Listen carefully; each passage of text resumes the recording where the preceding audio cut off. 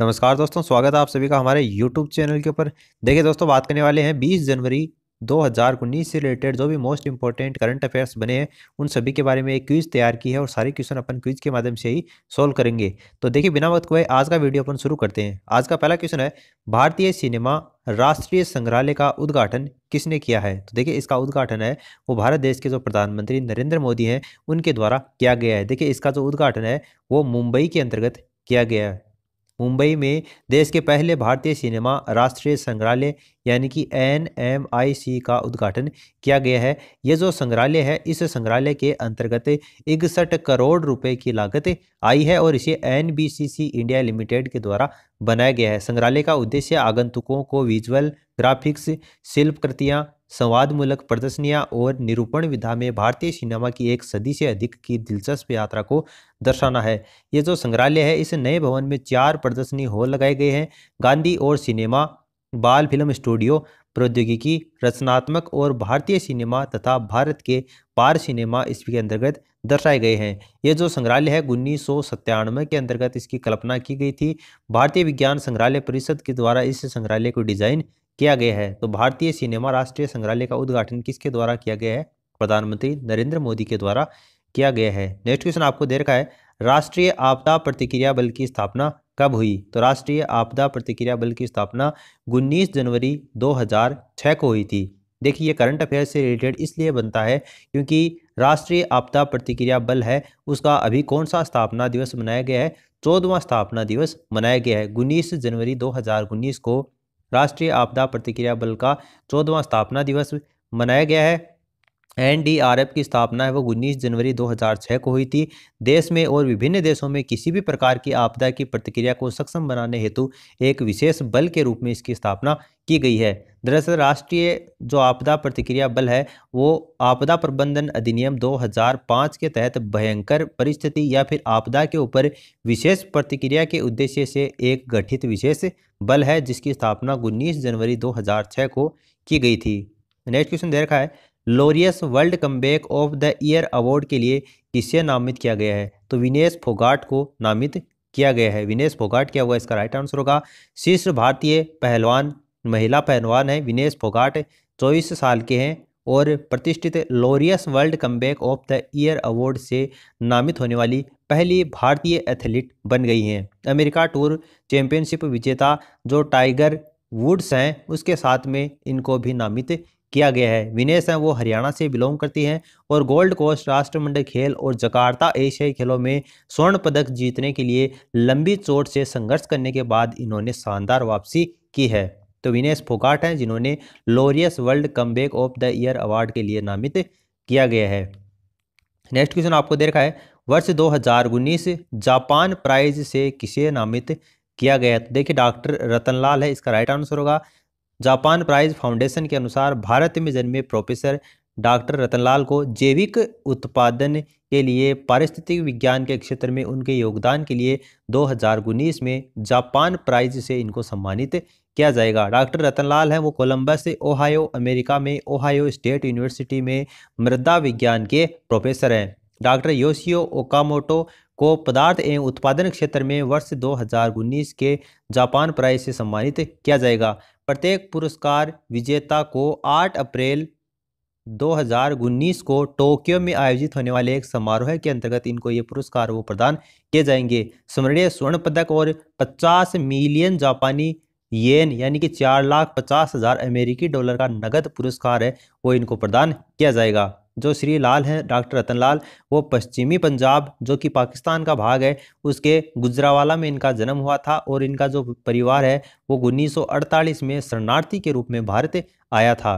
तो डॉक्टर रतनलाल है वो क्या होगा? इसका राइट आंसर होगा। नेक्स्ट क्वेश्चन आपको दे रखा है, इसरो के द्वारा देश की पहली मानव रहित उड़ान गगनयान है वो कब तक लॉन्च की जाएगी? तो 2021 तक ये लॉन्च की जाएगी। इसरो के जो अध्यक्ष हैं डॉक्टर के शिवन जो इसरो के अध्यक्ष हैं उनके अनुसार भारतीय अंतरिक्ष अनुसंधान संगठन यानी कि जो इसरो है वो दिसंबर 2020 और जुलाई 2021 में 2 मानव रहित उड़ान है, अंतरिक्ष उड़ान, वो लॉन्च करेगा।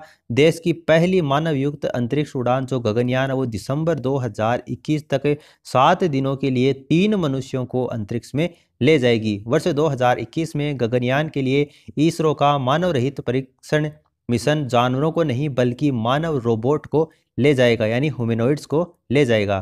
तो 2021 क्या होगा इसका राइट आंसर होगा। नेक्स्ट आपको दे रखा है आर्टिफिशियल इंटेलिजेंस में पूर्ण बीटेक कोर्स के प्रारंभ की घोषणा किसने की है? तो ये आईआईटी हैदराबाद ने इसके पूर्ण बीटेक कोर्स के लिए इसकी घोषणा की है। भारतीय प्रौद्योगिकी संस्थान जो हैदराबाद है, यानी कि आईआईटी हैदराबाद ने नए शैक्षणिक सत्र जो कि देश का पहला होगा इस तरीके का आर्टिफिशियल इंटेलिजेंस तकनीक में पूर्ण स्नातक कार्यक्रम शुरू करने की घोषणा की है। आईआईटी हैदराबाद ने एआई मशीन लर्निंग प्रौद्योगिकी कार्यक्रम में मास्टर की पढ़ाई पहले ही करा रहा है।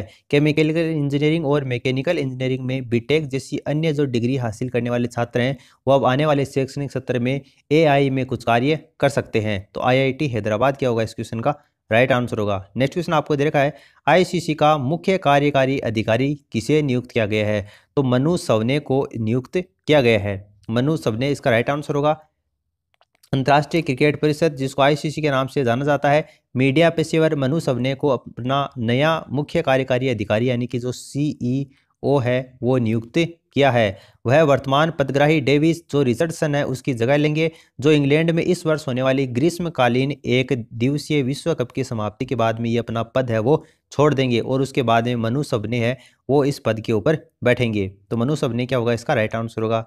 नेक्स्ट क्वेश्चन दे रखा है किस देश का नाम बदलकर उत्तरी मैसेडोनिया गणराज्य किया गया है? तो मैसेडोनिया जो देश है उसका नाम बदलकर मैसेडोनिया की जो संसद है उसने देश का नाम बदलकर उत्तरी मैसेडोनिया गणराज्य कर दिया है। रिपब्लिक ऑफ नॉर्थर्न मैसेडोनिया करने के लिए देश के संविधान में संशोधन करने का प्रस्ताव है वो पारित किया गया है। नाम बदलने से मैसेडोनिया को पड़ोसी देश जो ग्रीस है उसके साथ में दशकों पुराने विवाद को सुलझाने के अंतर्गत भी मदद मिलेगी। तो मैसेडोनिया है उसका नाम परिवर्तित कर दिया गया है। नेक्स्ट क्वेश्चन दे रखा है पाकिस्तान के नए मुख्य न्यायाधीश पद की शपथ किसने ली है? तो जो न्यायमूर्ति आसिफ खोसा हैं, न्यायमूर्ति आसिफ खोसा सईद खोसा ने जो पाकिस्तान के 26वें मुख्य न्यायाधीश के रूप में इन्होंने शपथ ग्रहण की है।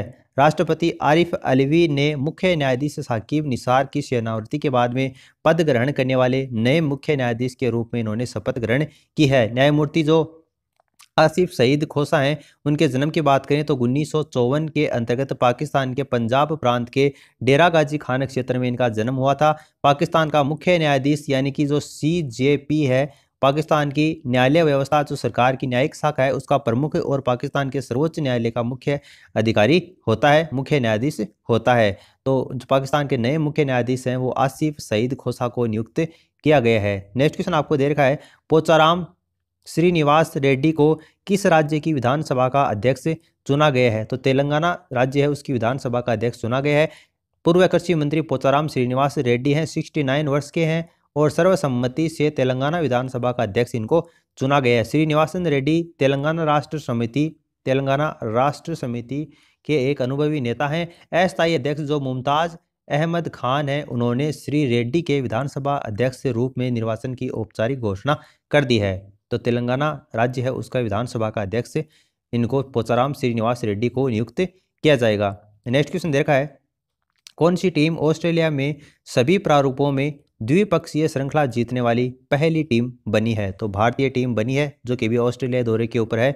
भारतीय क्रिकेट टीम ऑस्ट्रेलिया के खिलाफ ऑस्ट्रेलिया के सभी तीनों फॉर्मेट के अंतर्गत द्विपक्षीय श्रृंखला जीतने वाली पहली मेहमान टीम बन गई है। भारत ने तीसरे एक दिवसीय मैच में ऑस्ट्रेलिया को हराकर 3 मैचों की जो श्रृंखला है उसमें 2-1 को से अपने नाम कर ली है। अब भारत है वो ऑस्ट्रेलिया में तीनों प्रारूपों में द्विपक्षीय श्रृंखला जीतने वाला पहला मेहमान देश बन गया है। भारत ने इस महीने की शुरुआत में ऑस्ट्रेलिया में अपनी टेस्ट श्रृंखला है उसके ऊपर जीत दर्ज की थी, जबकि उन्होंने वर्ष 2018 में ऑस्ट्रेलिया की धरती के ऊपर एक T20 अंतर्राष्ट्रीय श्रृंखला है वो भी जीती थी।